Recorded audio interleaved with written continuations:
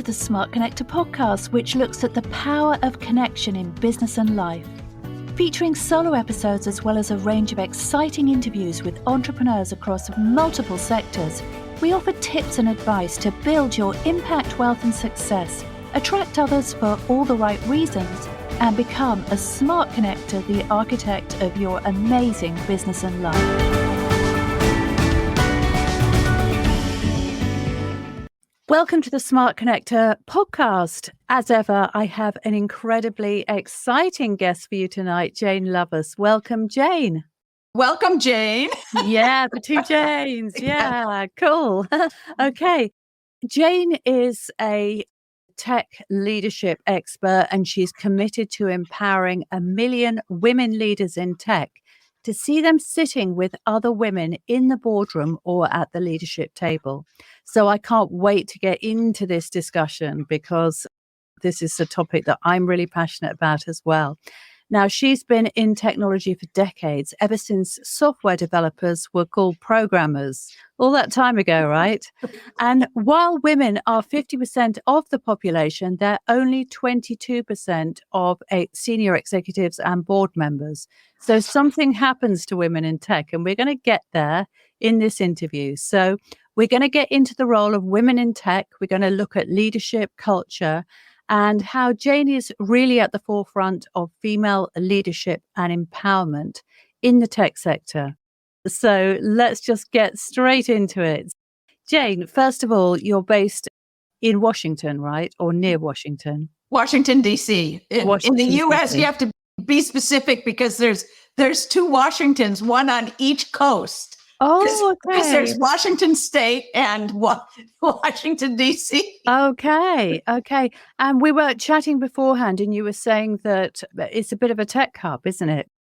Compared to the San Francisco area, it's a small area. But actually, tech is spreading out even more since the pandemic. And part of the reason there's a fair amount of tech here is because the government's here. And the government, the U.S. government has a big investment in technology. And there's a number of telecommunications companies and financial companies that are located here in Washington, D.C. Yeah, absolutely. And I think the link between the US government and tech was brought to our attention recently with that infamous balloon from China, which was very interesting development, wasn't it? That kind of strayed into US territory and was shot down. What do you think about that? I have been so busy. I have not actually done a lot of reading except to see it. On one hand, it doesn't surprise me. And on the other hand, here we go again. Yeah, I know. It's interesting, isn't it? All that stuff that goes on at that level. But anyway, that's not what this podcast is about. We're going to talk about women in leadership in tech and really what are the reasons why women are very underrepresented in tech businesses in general. What is the problem? Why is that happening? And what can we do about it? But before we get into that, Jane, just wanted to ask you, why are you so passionate about this topic? Having been in technology since, like I said, when developers were called programmers, I have experienced this. There were times that I was the only woman in technology at the table and surrounded by men, and oftentimes leading a project or managing a team that was almost completely men. And at that time, I did not realize what a challenge it was. I lucked out and worked with some really powerful, great teams that were very committed to getting the job done, getting the work done. So they didn't care who their leader was. If they respected the leader and knew that the leader had their best interests in mind, they were happy. So I never felt like I couldn't lead. But I didn't know what I didn't know. That's the piece, is I didn't know what I didn't know. And it never occurred to me really, like, what were my aspirations? At the time, my husband was on active duty and so we were moving quite a bit. So I wasn't looking to stay at a company. And that's part of the reason that tech was so intriguing to me, because it was always an easy way to get a job. And we were in places where it would be easy for me to get a job. So the moving around, I looked at that as exciting at the time. It never occurred to me that how would I expand my leadership roles? So I went from company to company at the same level. And then I started realizing that, wow, there are these other people that have gotten way up here. How did they do that? Yeah. And there were very few women up here. Yeah. That was the other thing. It's like, where are all the women? Yep. So about a year ago, I created, as you said, I'm out to cause and elevate 1 million women leaders in technology. And about a year ago, I got really clear that if I didn't do something, nobody else was. And the great thing is that I found that there are more people doing things than I thought, supporting women in leadership, period. Because really, tech is a viewpoint of all women in leadership. Yeah, that's true.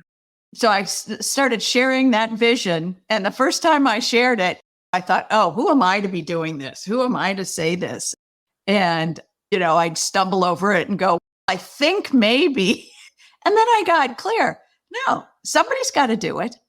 So I'm going to be the one that starts the wave and enroll others and have conversations and share with others and provide coaching. I do coaching and mentoring for women leaders in technology.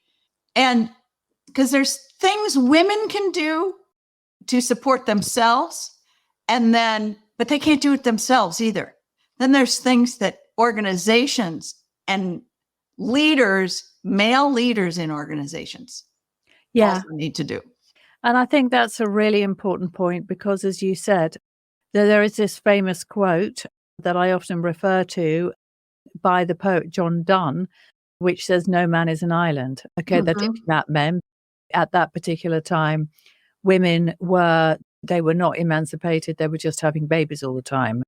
Obviously, they would talk about men, but the whole idea of no man is an island is that we are interdependent on other people or with other people. And so as women in a male-dominated environment, we can't do it all ourselves. We do need men to step over to our side and actually champion us and say, you know what, I believe in this person. I believe in her abilities. Obviously, I'm an entrepreneur now, so I'm not in that corporate environment, but I was for a long time, and I was usually the only woman in the boardroom. So I've been there too, and it can be a very painful and lonely experience. Very. Absolutely. And that's why there are actually, the challenge and the shame is we have all these studies that prove how diversity in leadership, in the boardroom, actually expands and supports a company. It's not just a good idea. It's actually a financial and innovative and expansive support for a company that when they have more diversity and and the other thing is that it can't just be one or two. There needs to be, they've done studies that if there's 3 women in the room, 10, then their voice is loud enough, is strong enough to be heard. Otherwise, it's that lone voice that's so hard to get heard. And I'm sure that's what you felt like a lot of times, right? I really did. I think what I felt when I was in that situation is I had never felt lonelier in my whole life, actually, because I had very young children at the time. I was a single parent. Actually, to begin with, I was in a very unsupportive relationship. So with a partner who was traveled abroad a lot. So I was with many peers who had a non-working wife at home who was taking care of the children. And I would see what they did. I was working in media in London, and they would go out after work and they would stay late at work. And I was saying, why are you staying late? Oh, I don't want to go home and bath the children, all that boring stuff. I just hang around here for a while. And I was like, oh, okay, all right. And then basically they had license to do whatever they wanted, whatever they wanted. And I'm like, how do you get away with it? I didn't say that to them, but it's just assumed. And as a woman, I think you can never assume that degree of support, really. Well, certainly, let's just say British culture may be different in the US. I don't know. Very similar. And I remember at one point, my daughters were very young at the time, and I was offered a job with a consulting firm, with a large consulting firm. And I was in the final interview to be offered the job. And I found out I would be traveling 75 to 80% of the time with 3 little kids. Yeah. My husband at the time was active duty in the Air Force, an officer in the Air Force, traveling a fair amount, working long. It's like so the thing was, I was so sure that I couldn't do it. I'd never even talked to my husband about how could we even do it? Yeah. We had no family around us or anything. So and yet I had a great sitter. I'm sure if she had found out, she would have said, oh, don't worry about it. But I just assumed, oh, I can't do this. So I didn't take the job. And that's one of those like pivotal moments where it could have sent the direct trajectory of my career in a totally different way. So not that it's a problem, not that there's anything wrong. It's that I don't feel that I was really at choice to make a decision, that I really had the freedom to make a decision because of all the expectations. Yeah. Yeah. Cultural expectations. Yeah. Yeah. I get that. Now, do you think, Jane, this whole thing about obviously what's happened since the pandemic, the rise of flexible working, I certainly know with my children and their peer group, because they're all in their early 20s, early to mid to late 20s, actually, mixture. But for most of them, they have adopted a hybrid working model that their employers support. So my daughter, for example, who works for a tech company, they're a San Francisco-based company, but they have a London office, and she works in marketing, and she can choose how often she goes in. And her boyfriend, who works for it's actually Disney, but he goes in, I think, about 3 days a week. And I think most of their friends are now deploying this kind of hybrid model where they work in the office some of the time and they work from home the rest of the time. And I'm like, if only I had that when I had them, life would have been a dream. So do you think the rise of flexible working, A, do you think it's here to stay? And B, do you think that has been positive for women in tech? I think it's here to stay. I think it's one of those things my thought is we've hit the tipping point that you're seeing it. Companies say everybody's coming back and people go, I'm quitting. I'm not. So I think we're at that point that they have a really hard time justifying why you need to be in an office 40 hours a week. I think for a lot of companies, it's important to have a team day because there's being in and being able to have a conversation because you just ran into somebody in the hallway.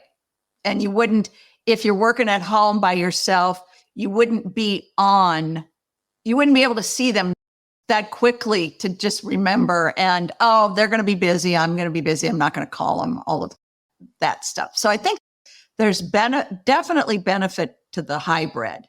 And if you live in Washington, D.C., and I'm sure this is the same in the UK, and I know it is in San Francisco, say not going into the office 2 days a week can save you 4 to 5 hours. Oh, yeah, more, a lot more if you're working in London. It's normal for people to spend an hour and a half each way on a commute. This is in one day.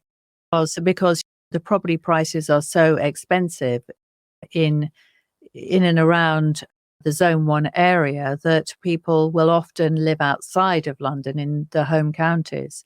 And they will, as I said, they'll travel in order to work. For me, for example, when I worked, I was doing 12-hour days. I was probably at work for like maybe 8 or 9 hours, but the rest of it was commuting, 12 hours.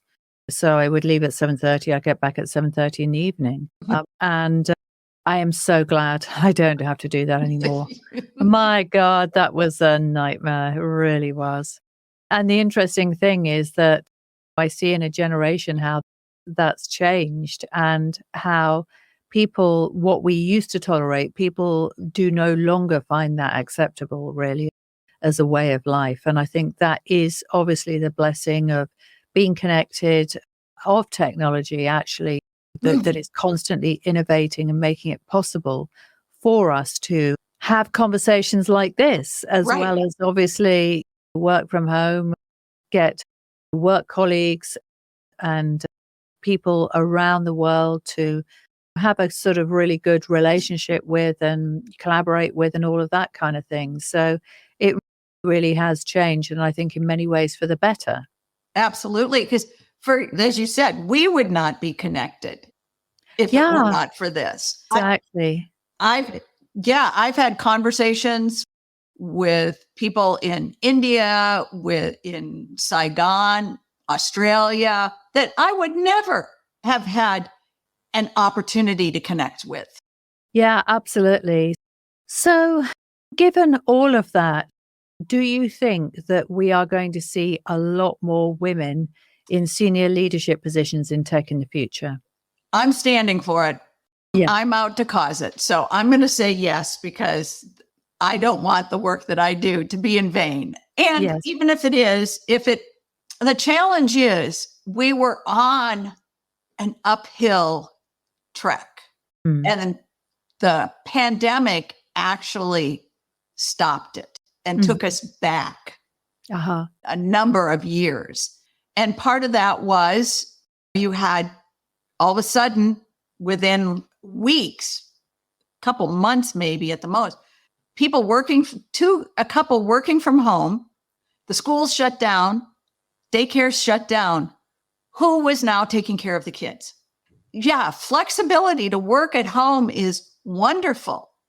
But if you've got a couple kids under 6 years old, they don't take care of themselves. You read about people, I've got a meeting, make sure that the child has some toys and things to play with and is sitting over on the side where they can keep an eye on them and things. And how effective is that long term?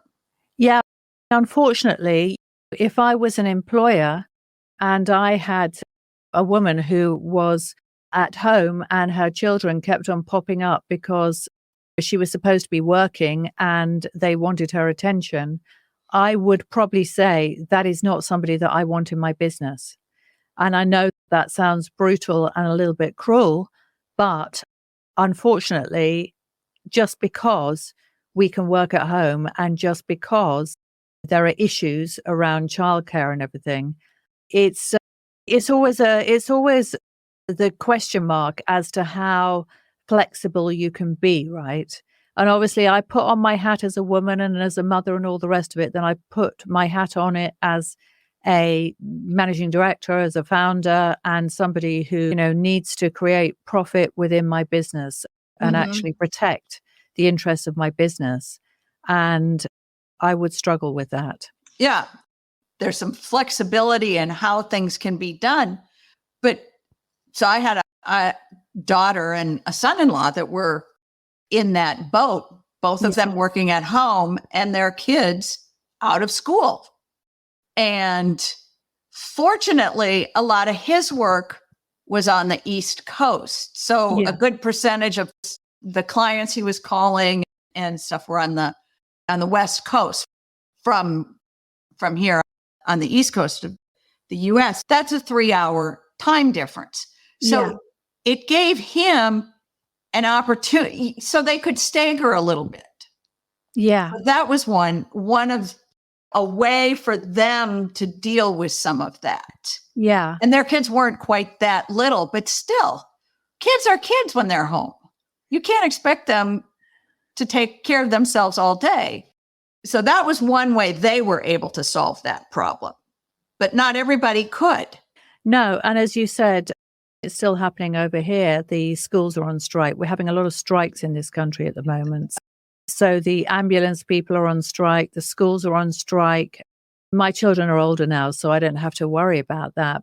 But when the schools shut down, there is, and you have to work, then it is a challenge. And obviously some people have the support, the resources, the family, and all the rest of it to take care of that. But I must admit, it has been a challenge for me. That's the reason why I'm bringing it up, because I have had people work for me and they show up on a call that we're supposed to have together to review their work, and they've got a baby in their arms and they've got 2 other toddlers that are screaming and mommy and all of this kind of thing.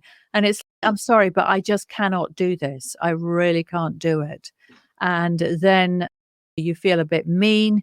It's one of those things that I think women have to, and men as well, they do have to find that fine line, don't they, between the professional behavior really and the sort of tolerant society that we all want. And it is a fine line at times, isn't it? And sometimes it's a wavy line that it goes back and forth, because if you're talking with team members, it can be a little bit more casual.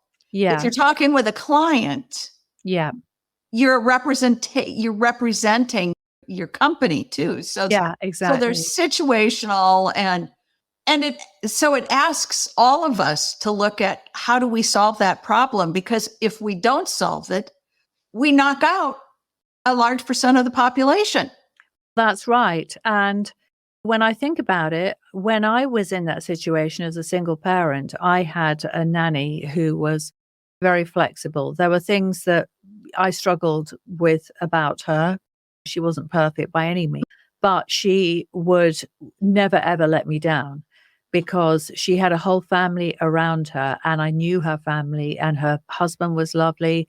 She had 2 teenage daughters. Even if she wasn't feeling well, she knew what my job entailed, and she knew that she had to be that support for me no matter what.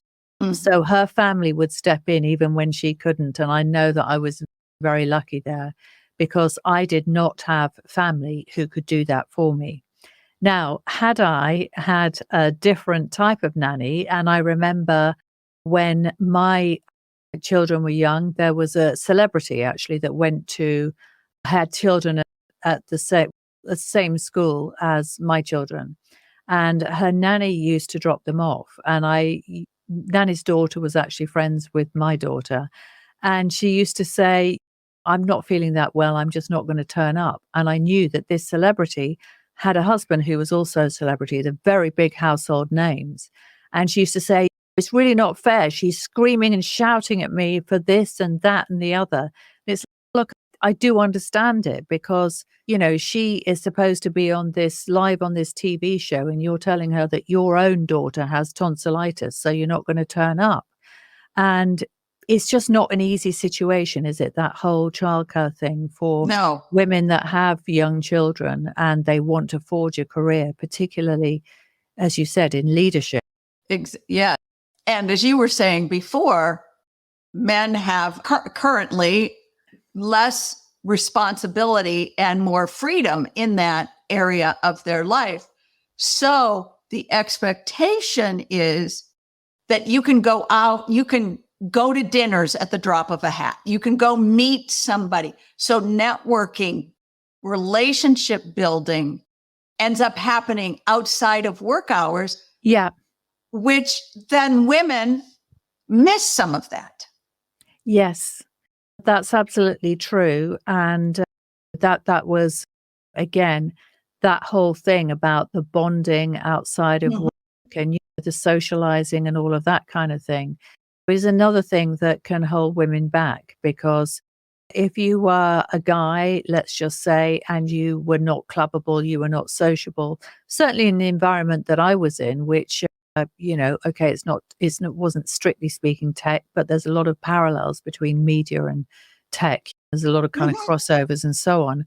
And it was generally expected that you would invest in relationships, and particularly with me in a business development and finally managing director role, that was considered to be very important. So I think what we're really talking about is just a picture of women being very torn between their desire to be the homemaker and somebody who actually makes it all happen and oils the wheels, really, of their domestic situation, whatever that is, and somebody who also wants to show up as a serious professional and build a lucrative career that ultimately also supports that family. And that's just where we are right now, isn't it? It is. We really need everyone to be able to contribute in whatever way works for them, which means being able to be the leader and be that fully, if that's what they choose. Yeah. And we need it not only for women, but we've got problems, we've got challenges in the world that we need solved. Yeah. And so we need everyone to be a part of the solution. And so by cutting out half of the population from solving the problems, we're missing solutions that we don't even know could come about. True. There's a company out in California called IDEO, and they're an ideation company. And they began to realize that by not having that diversity in their company and when they built teams to do problem solving or to test something that they had produced, they realized they were probably missing opportunities that they didn't even know about to solve problems by having such homogeneous teams. Yeah, exactly. And it's not right to have one kind of dominant species, let's just say, rule the world. Let's face it, there are obviously different, particularly I think here in the UK, we're a very ethnically diverse society. And there's really a lot of harmony, I would say, in amongst different kind of, not everywhere, different races and different nationalities and all of that kind of thing. We've got really used to that here in London. And that kind of diversity and the way that those different cultures are, I think, have made us a lot richer. And I think also the other thing that has happened is I think people are now much more aware and conscious of diversity in other areas like gender preference, your sexuality, and obviously also the kind of neurodiverse thing. So that the society is definitely advancing, but we still have this situation where, look, it's great at a certain level. It's great in the trenches.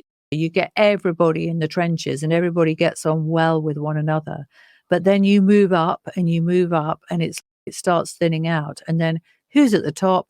It's just another bunch of men, white men, obviously. Yeah. You can tell I love statistics. For the Fortune 1000 companies, there are more male leaders named James and Michael than there are women leaders. Really? Oh, yes. Gosh. Oh, yes. Really? And what's the origin of the names James and Michael? Well, they're WASP names, aren't they? They yes. call them WASP isn't a phrase that we use over here, but it's white Anglo-Saxon Protestant, really. Yes. Yeah. Yes. So just gives you a hint that's who's rising up to the top. And part of that is that as a species, we want to be with people that look like us.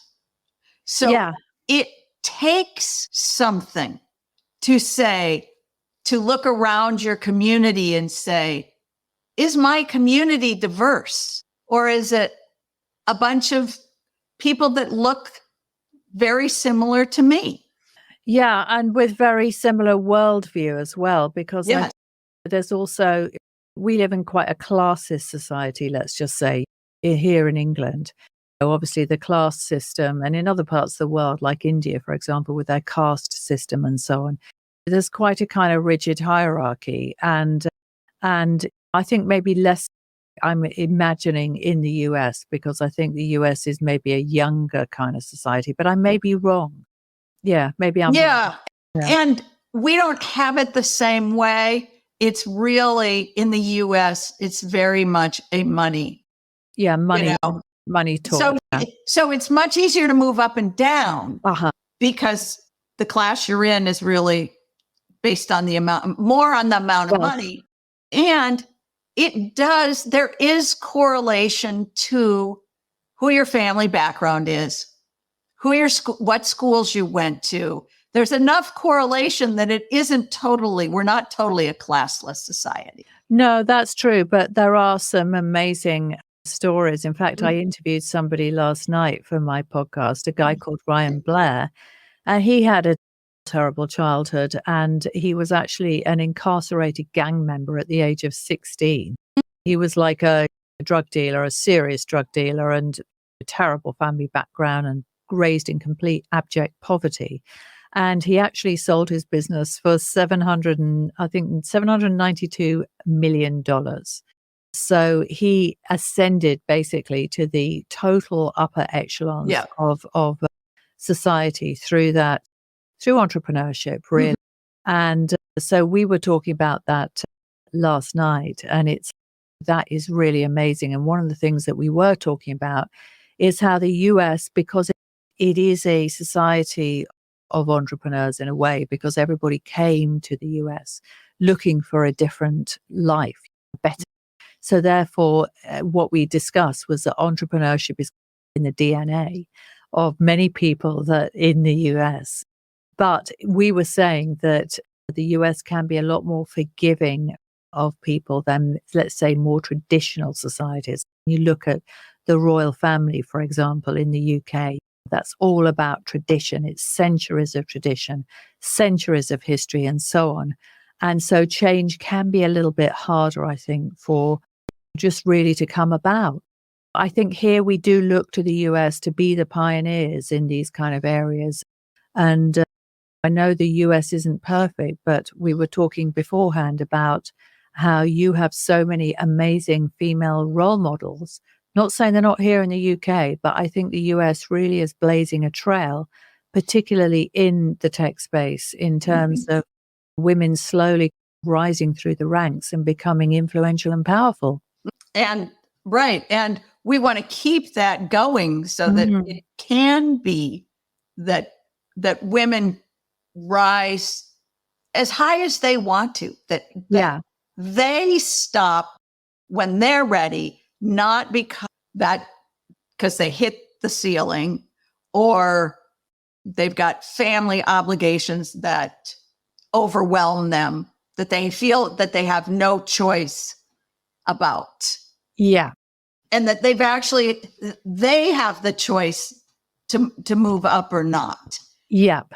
And like I said earlier, there's things women can do and be responsible for. And then we've got things that organizations and those male senior leaders in organizations can do to ensure that women, because it's not just an HR problem. Because if senior leadership in an organization does not care, HR can try and do all the things that they want to do.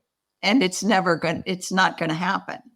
And there's, like I said before, there's actual benefits. Companies are more successful. So by pulling women up, you get you increase your innovation, and this is a big one. These two are big ones right now, is increasing innovation. Our innovation cycle has gone like from 5 years to 6 months. You've got to be able to think and move that fast in your company now. And companies with more women have higher levels of engagement. There you go. We women, we love to communicate, don't we? We love to chat. We love to build relationships. I think naturally, if we're going to be stereotyped about it, obviously there are some differences conventionally between the sexes, and men tend to be very task orientated and we women tend to be more relationship orientated. So in a way that makes perfect sense, doesn't it? And you need both of those. You do. Of course you do. Absolutely. And one of the things, the way things get done in organizations, and this is where technology, I think, pushes the envelope, because things get done in organizations with teams. That means a group of individuals that get together and have to work together. Yeah. Well, in technology, a lot of teams are still doing very individual work. Yep. And it's more like pass things on to different members of the team. So it's, I can do my work and I don't have to really be in relationship and in conversation with a lot of other people. Yeah. Yet when we look at it, because I've been in this situation, when there is communication and relationship in the teams, things get done faster and better. Yeah. Because you're not having these conversations in your head. Should I do it this way? Should I do it that way? Which is the best way to do it? You have them in a group and you have more variety. Yeah. Different points of view. And yes, because that's the thing. Too much similarity in any kind of group is really what happens is the dominant view tends to prevail, doesn't it? The dominant values, the dominant view. And it's not always that's not healthy. We all know that, really. But sometimes it can be easy to forget that or to overlook the importance of having those different influences. Mm-hmm. And as you said, having diverse different influences, it leads to a more innovative culture. Ultimately, a more innovative culture leads to competitive advantage, leads to winning, right? Yes. Yes. Yeah, exactly. Exactly. Jane, it's been such a pleasure to talk to you tonight and talk about one of my most favorite topics, which are female empowerment, success. So I've really, of course, tech, which is something that I cover a lot on my podcast. So I just wanted to thank you so much for joining us tonight. And also, you've got a book coming out, haven't you, Jane? So tell us about that. Yes, the title of the book is Leading with Love. Nice. And one thing I want to be clear about is I'm talking about love as a power, not an emotion. Two totally different things.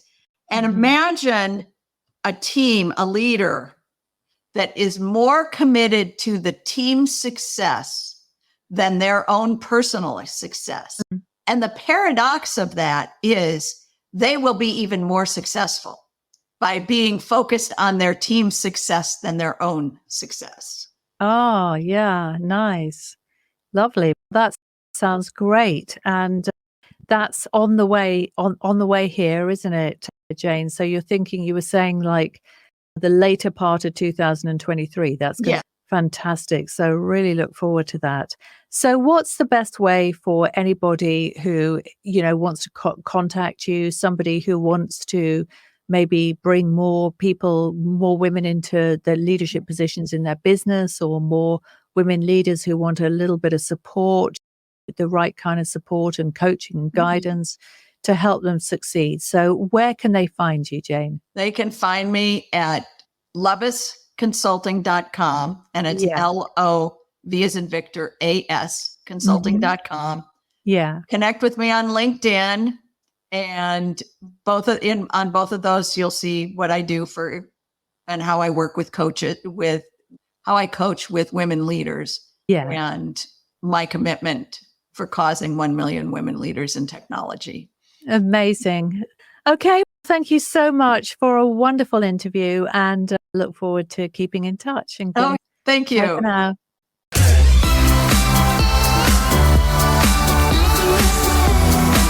Thanks for listening in.